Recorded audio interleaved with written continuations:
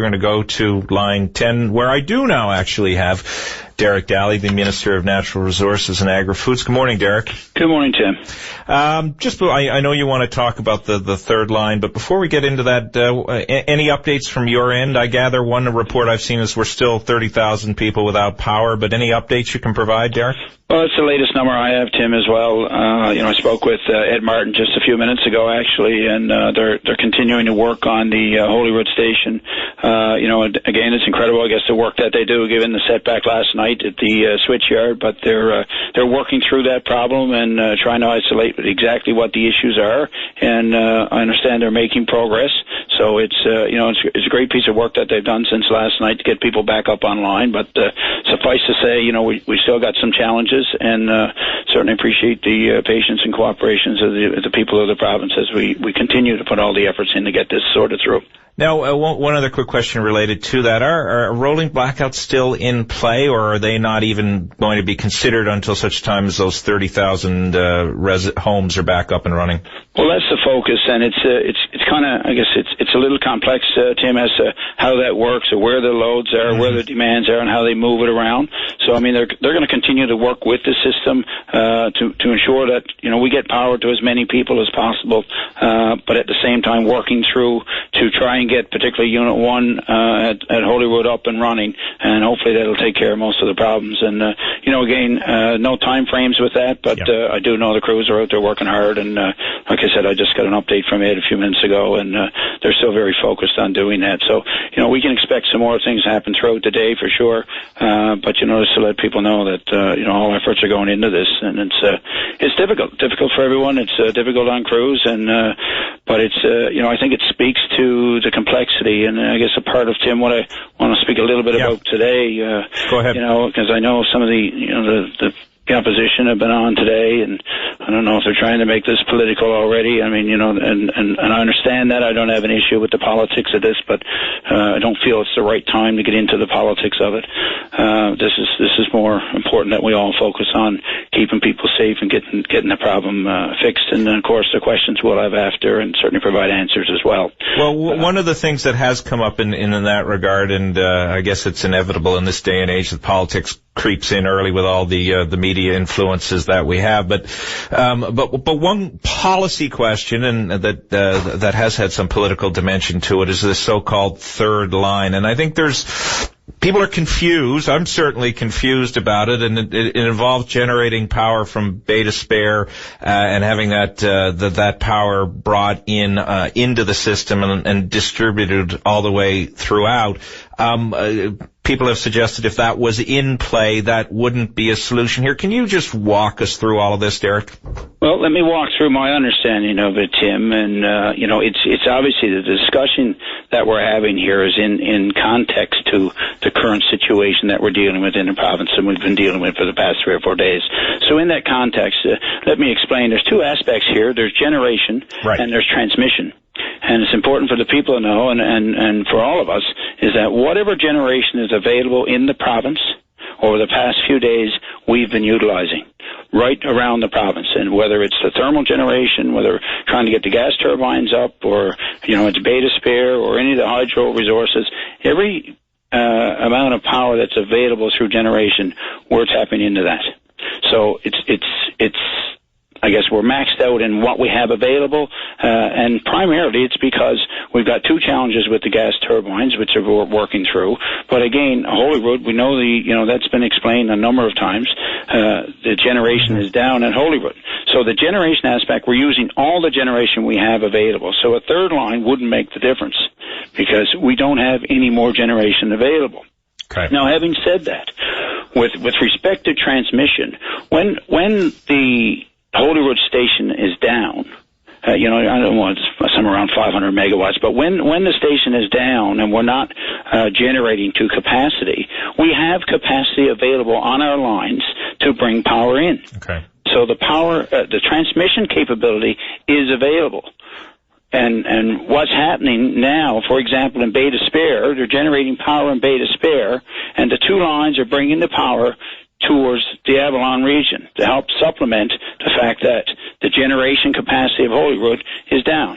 Okay. So just let me stop you there, because I think this is where the confusion is. So a third line, as you say, is about transmission, and it's about bringing power that is generated to the markets. Is there more, and I think this is the nub, is there more generation capacity in the so-called slippage that could be gotten from Beta Spare that isn't being utilized and could be utilized if a third line was in play? Not to my knowledge. To my knowledge, all the capacity for generation is that we're peaking at capacity for generation. Okay.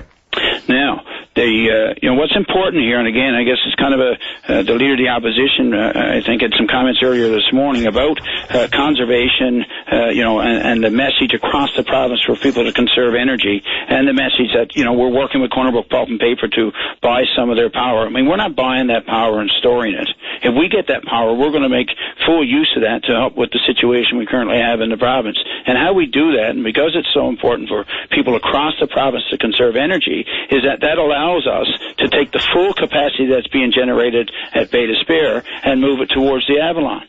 So in reality, and again, it speaks to the complexity of the system, between Newfoundland Hydro and Newfoundland Power, they're moving around the power and the generation, different loads and the different transmissions all the time, and that's what makes the system work for the entire province. And it's not like we just operate solely in isolation. It's a well-connected system, and that's why it's important in terms of maximizing generation, in terms of conserving around the province. It allows these utilities and their experts to do the work to continue to move that power around, so it's of benefit to as many people as possible. So, I want to echo the message that we've been putting out, that the utilities have been putting out, the importance of conservation, and briefly, again, the tops of the trees here, Tim, explain why that's so important, such that they're able to maneuver the system and get the power to the places we need it. And so right now, the bottom line is the third line would not make a difference. We've got capacity on our lines here in the Avalon. We're conserving and moving all the power we have available into the Avalon through the Beta Spare lines.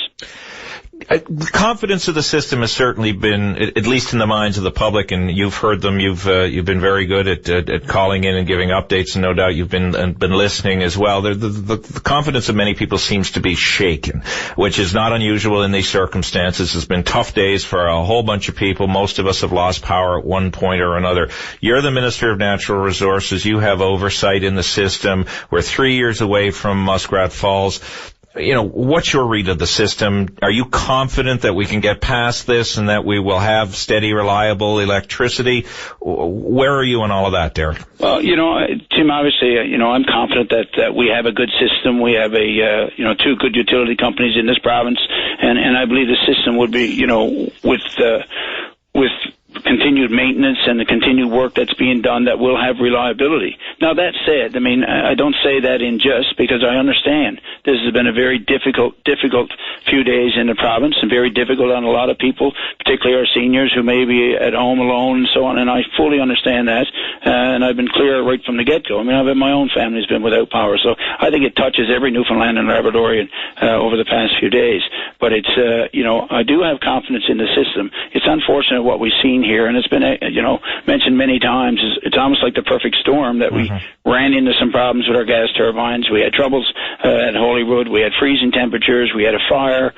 All of that compounded at one time and put us in a difficult situation. So, it's unfortunate. If we get into another situation like that, yes, we're going to have challenges. But outside of that, we have good power generation. But, I think, again, this whole experience here speaks to the fact that our system is old.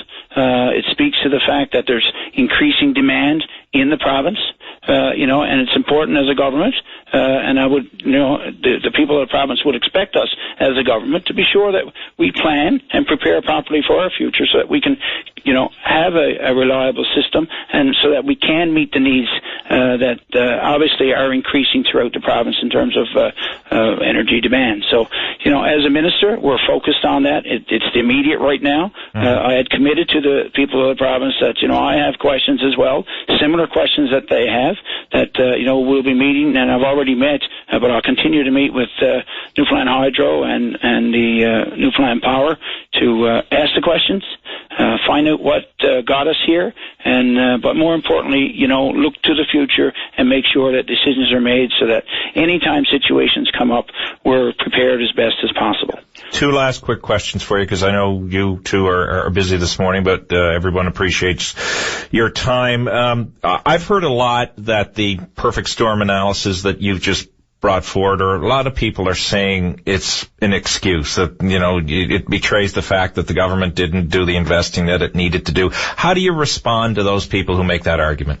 Well, for one, Tim, I understand. People are frustrated, people are cold, and, these kinds of comments are being made in light of a very difficult situation at a worst possible time, and I understand that. But that said, it's a very complex system that requires tremendous investment. We've doubled the investment from 2007 to now. We're putting $100 million a year into repairs and maintenance and keeping the system going. But beyond that, it's outside of me as minister and government. I guess that it's Nalcor and Hydro that develops their capital maintenance plan. It's submitted to the Public Utilities Board. They have oversight and review of this with approvals and discussions, and holding Hydro accountable for their plans and their investments. So, there's more than just government or me as minister making decisions around that. But, obviously we're committed to it, and we need to continue. And we will need to continue, because we've all acknowledged that the infrastructure is old, and as we all know, if you got an old car, you're probably going to have to put it in the garage a whole lot more than you would if you got a new one. So, that's the reality that we're facing with our infrastructure in the province with respect to our power generation, and it will continue to be a focus, but again, the efforts will be around safety, the efforts will be around reliability, and the other point I want to make, Tim, that I've made, that this is a very difficult situation. We all acknowledge that. There's been a number of issues that have happened, like the fire and the storms and all that stuff. But I do have confidence in our utilities and the efforts that have been put there, that all the resources are there, the expertise is there, and the cooperation of businesses and the community and the people of the province, and that all makes a difference in times like this. And for me as minister, it's reassuring that whatever situation we're faced with, I know that we can rely on our utilities, we can rely on the people of the province to work with us to get through it. Last question, and again, it's another argument that's been made, and I give you the opportunity to respond to it, that we are in the pickle that we are in, despite the aging infrastructure and the arguments that have come forward on that, because the government's been distracted with the pursuit of Muskrat Falls. Jerry Byrne raised that on Twitter, that everything has been about Muskrat Falls, and as a consequence, the system has suffered. How do you respond to that? Well, I think that's just a silly comment from Jerry Byrne, quite frankly. Somebody who obviously doesn't understand or know what's happening with respect to power generation in the province, or certainly doesn't understand or know the importance of the efforts that's gone into Muskrat Falls. Firstly, I think you can look at the capital plans that's been filed with the PUB and the efforts gone in to continue our power supply. And we know we've got 4 or 5 years before we get to Muskrat Falls. So, but at the same time, again, I'm certainly not interested in making this about a Muskrat Falls debate, but I think if you listen to all the concerns that have been raised by the public, many of the questions, many of the issues even raised by the opposition now, that, Ms. Michael is out talking about power, people stood up and said we don't need power. Well, that's been proven in this particular situation. People are saying that, we should be doing things with Holyrood. Well, it's an aging infrastructure, and we need to move forward. How are we going to meet our demand? How are we going to meet the industrial demand? All of these questions that have been raised and discussed through the whole Muskrat Falls debate, Tim, it's come to reality here, and it's ironic, to be quite frank, which is certainly nothing deliberate. And again, I don't want to make it about a Muskrat Falls debate, but surely the people of the province understand the situation that we're in, the challenges we're in. I think the people of the province have a better understanding now of the complexity and these issues, and as a result of that, when we look to Muskrat spread falls, it even makes more sense than it ever did before. All right. Well, thank you for your time today, Derek. No doubt we'll be talking to you over the course of the week as everybody tries to get back to normal. Appreciate your time. Thanks, Tim, and appreciate your efforts as well. Thank you.